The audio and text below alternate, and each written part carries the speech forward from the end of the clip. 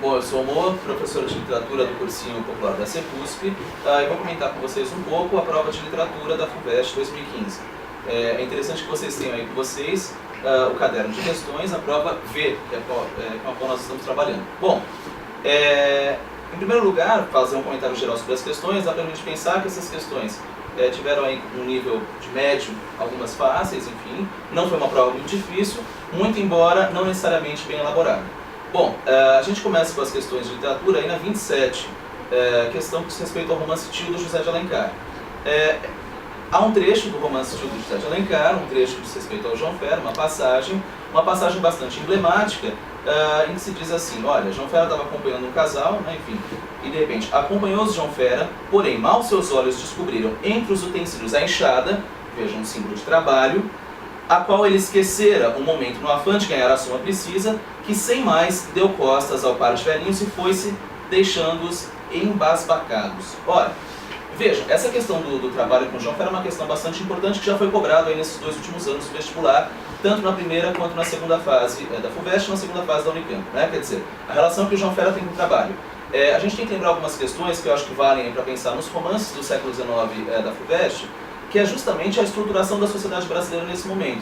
Eu coloquei aqui esse triângulo na lousa, que meus alunos devem conhecer, porque eu falava basicamente em todas as aulas dele, né? É a forma como se divide de alguma forma a sociedade brasileira no século XIX. Então a gente tem 3 grandes classes, né? A classe dos proprietários, a classe dos escravos e dos homens livres. Vejam, vale lembrar que essas 2 classes aqui são aquelas na qual está pautada as relações de produção, a economia propriamente. E esses homens livres aqui ficam muitas vezes vivendo as relações de favor, como um agregado, por exemplo, que, diga-se de passagem, a situação do João Fera, o narrador coloca ele dizendo que, olha, João Fera um dia foi agregado da casa do Luiz Galvão, embora no tempo em que se passam as coisas ele já não seja mais agregado.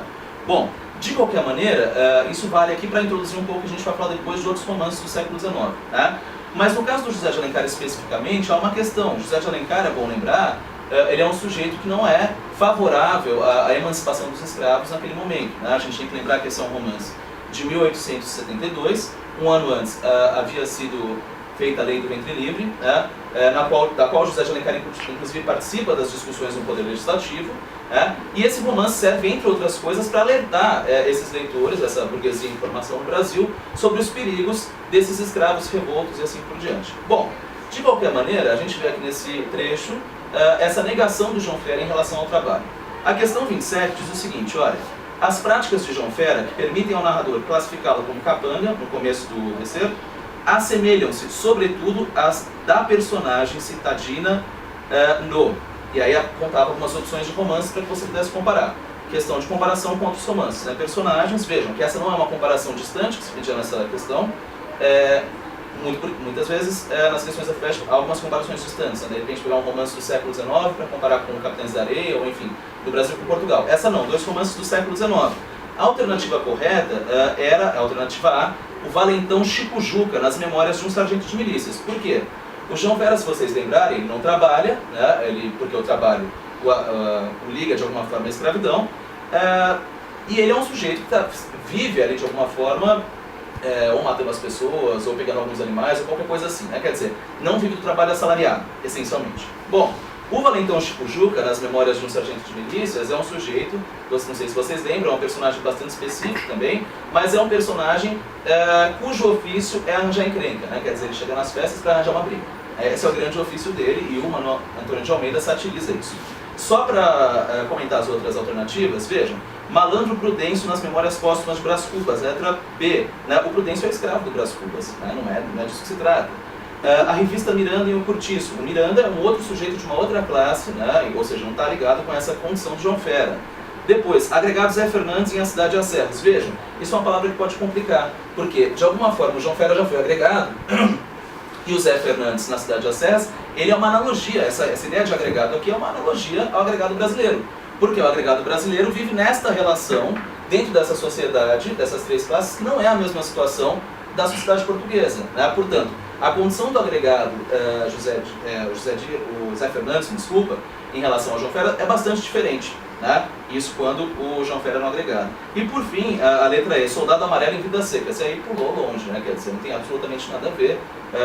O Soldado Amarelo no Vidas Secas é um funcionário do Estado, é uma representação do Estado, e o João Fera é um sujeito, é um homem livre dentro de uma ordem escravocrata. Tudo bem? Questão 28 agora. Considerada no contexto histórico-social figurado no romance Tio, a brusca reação de João Fera narrada no final do excerto explica-se. Bom, vejam só, de novo, estamos aqui diretamente na questão do contexto histórico-social do romance. É interessante pensar a tendência que a FUVEST tem tido aí, e a Unicamp também, de encaixar esses romances do século XIX no contexto do próprio século XIX. Não só analisar enquanto interpretação de um texto ou trazer uma questão gramatical, mas essencialmente discutir o próprio século XIX a partir desses romances. A resposta certa, agora depois de tudo isso que a gente falou, era obviamente a letra D, né? Pelo estigma que a escravidão fazia recair sobre o trabalho braçal. Tudo bem? Vejam, só para complementar e a gente anda um pouco mais rápido, nem todos os homens brancos livres dos romances que a gente vê no século XIX no Brasil estão nessa situação de negar essencialmente o trabalho de qualquer forma. Isso diz muito em relação ao projeto de literatura nacional do José de Alencar, né, onde está colocado o título. Bom, vamos lá.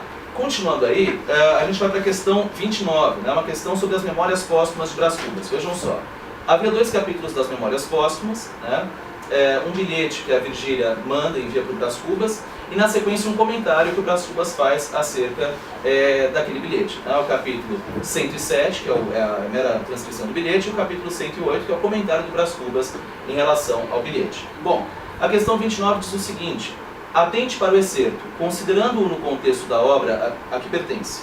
Nele figura primeiramente o bilhete enviado a Brás Cubas por Virgília, na ocasião em que se torna patente que o marido da dama suspeita de suas relações adúlteras, Lopo Neves.